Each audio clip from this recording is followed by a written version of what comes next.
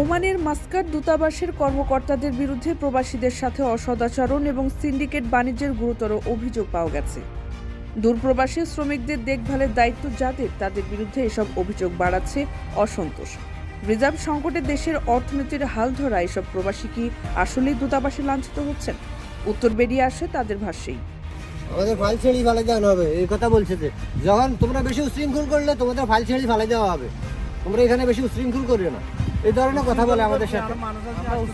ইব্রিত থেকে আমি এই মাস্কের আসছি ফাস্টফুড বানানোর জন্য, কিন্তু এখন রাত বাজে 12টা পর্যন্ত আমরা কোনো সেবা পাই না। আমরা এখানে এই যে সাগর পাহাড়ে মশার কামড় খাই, জঙ্গলার ভিতরে বালুর ভিতরে শুয়ে রয়েছি। আমাদের প্রবাসীদের জন্য কোনো একটা সুযোগ সুবিধা, কোনো একটা করা তাদের জন্য কোনো সম্ভব হয় না। আমরা বলছি যে যেখানে তারা করে আমরা সেইখানে যে শেয়ারের মধ্যে বসে থাকুন, তারা বলতেছে না এখানে আমরা তালা মারি দেওয়া হবে, এখানে থাকা হবে না, আপনারা কই থাকবেন সেটা আপনাদের ব্যাপার, আমাদের ব্যাপার না। অভিযোগ রয়েছে দূতাবাস নিয়ন্ত্রণে উপপ্রধান ও মিনিস্টার মৌসুমী রহমানের নেতৃত্বে একটি সিন্ডিকেটও গড়ে উঠেছে।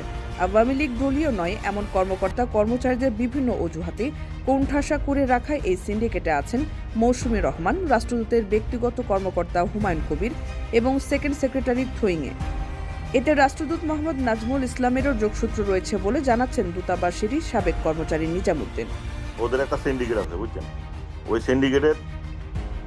ওই সিন্ডিকেটের কথা মতো যদি না চলে তাহলে আমরা কথা শুকেস, এটা কোনো মানে 100% গ্যারান্টি। সিন্ডিকেট হলে ওরা 4 জন, ওরা যেমন এসওসি আছে, মৌসুমী রহমান ম্যাডাম আছিল, এরপরে ওই যে আমগো এখানে একজন বাংলাদেশ থেকে পোস্টিং উনি গেছে এও হিসাবে, এও অ্যাকাউন্টস হিসাবে গেছিল। পরে উনি অ্যাম্বাসাডার পিউ যখন গেছে, যাওয়ার পরে ওনার পছন্দ হয়নি, তখন উনি ওই হুমায়ুনের বসাইছে এখানে। তো হুমায়ুন সাহেব ওখানে যখন বসছে, তখন বসার পরে এরপরে লাস্ট অ্যাম্বাসাডার সহ এরা যা বলবে সবাই তার কথা শুনতে হবে, না শুনলে আমরা শোকেস। এই যে বললাম না, এই সিন্ডিকেটের কারণে সবই চলতেছে, দালাল নিয়ন্ত্রণ ওরাই করে, এটা কেউ জানে না।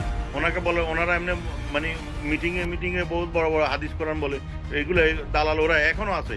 আমরা বললাম না, এখনো অ্যাম্বাসাডার রুমে যে ব্যক্তি সাদে ওকে।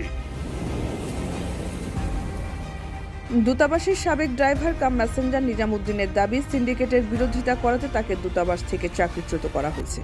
তিনি বলেন, কর্মকর্তাদের প্রশ্রয়ে দূতাবাসের সেবা কার্যক্রমে দালালদের আধিপত্য আগের যে কোনো সময়ের চেয়ে বেশি। সিন্ডিকেটে ওনাদের কথা না শোনার কারণে ওনারা আমার সাথে পরিকল্পনাভাবে আমার সাথে সিন্ডিকেটটা করছে, এই ঘটনাটা করছে। এখানে দালাল আছে, দালালের ম্যাডাম যদিও আমার যে অফিসার আছিল, অফিসারে বহু চেষ্টা করছে বাইর করার জন্য। ওনারা বলে দেখি দালাল বাইর করে দিছে, কিন্তু দালাল ভিতরে বসে থাকে, ভিতরে আলাদা করে বসে থাকে, এবং কি পিছনে একটা রুম আছে, বুঝছেন? আমাদের অফিসের পিছনে একটা রুম আছে, ওই রুমের ভিতরেও বসে থাকে। এবং কি আমি এটা লেবার কাউন্সিলরকেও বললাম। 24তম বিসিএস পররাষ্ট্র ক্যাডারের কর্মকর্তা মৌসুমী রহমান নিজেকে প্রকাশ্যে ছাত্রলীগ নেত্রীর পরিচয় দিয়ে অভ্যস্ত। সেই প্রভাব খাটিয়ে দূতাবাসকে বানিয়েছিলেন আওয়ামী লীগের ক্লাব। আওয়ামী লীগের ক্লাব তৈরি করছে ওরা, আওয়ামী লীগের ক্লাবের মতো। আপনি দেখবেন, আপনি দেখেন ওখানে যাই হয়তো অনেক লোকের কাছে পিকচারও পাবেন, ওখানে ছবি লাগাইয়া শেখ মুজিবের বিশাল বড় করে এক ছবি লাগাইয়া ওরা আওয়ামী লীগের গ্লাস ফিটিং করি ওখানে ক্লাবের মতো করে রেখেছে। ওখানে এটা উপরেরটা হইলো পুরোটাই ক্লাব। সোজা কথা, উপরে একটা লোক অ্যাম্বাসাডার সাথে দেখা করতে পারে না। কোনো একটা বাঙালি যদি হয়রানি হয় অ্যাম্বাসাডার কাছে যাইতে পারে না, যাইলেও ওনার ওখানে পিউ আছে, আটকে রাখে, এসএসসি কার্ডে পাঠায়। ওনারা আমাদের পাসপোর্টের কথা বলতেছেন, জন্ম নিবন্ধন ঠিক মতো পায় না, জন্ম নিবন্ধন সংশোধন করতে যায় হয়রানি হয়, জন্ম নিবন্ধন সংশোধন করতে যায় গালিগালাজ শুনে। এসব অভিযোগের ব্যাপারে রাষ্ট্রদূতের বক্তব্য চাইলেও কোনো উত্তর পাওয়া যায়নি। একাধিক প্রবাসীর সঙ্গে আলাপ করে প্রবাস টাইম জেনেছে, এই সিন্ডিকেটের দৌরাত্মে প্রবাসীরা কাঙ্ক্ষিত সেবা পাচ্ছে না, উল্টো পদে পদে হয়রানির শিকার হচ্ছেন। তাই সকল অব্যবস্থাপনা নিরসনে ওমান দূতাবাসকে সিন্ডিকেট মুক্ত করার দাবি উঠেছে। অন্তর্বর্তী সরকারের কাছে অসৎ কর্মকর্তাদের প্রত্যাহারের দাবি জানিয়ে প্রবাসীরা বলছেন, কাঙ্ক্ষিত মানের সেবা পেলে তারা দেশে আরও বেশি রেমিটেন্স পাঠাতে পারবেন।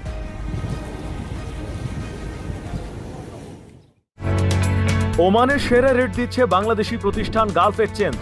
প্রিয়জনকে টাকা পাঠাতে আজই আসুন আমাদের যে কোনো ব্রাঞ্চে অথবা কল করুন স্ক্রিনে দেয়া নাম্বারে। গালফ এক্সচেঞ্জ, বাংলাদেশিদের প্রিয় এক্সচেঞ্জ।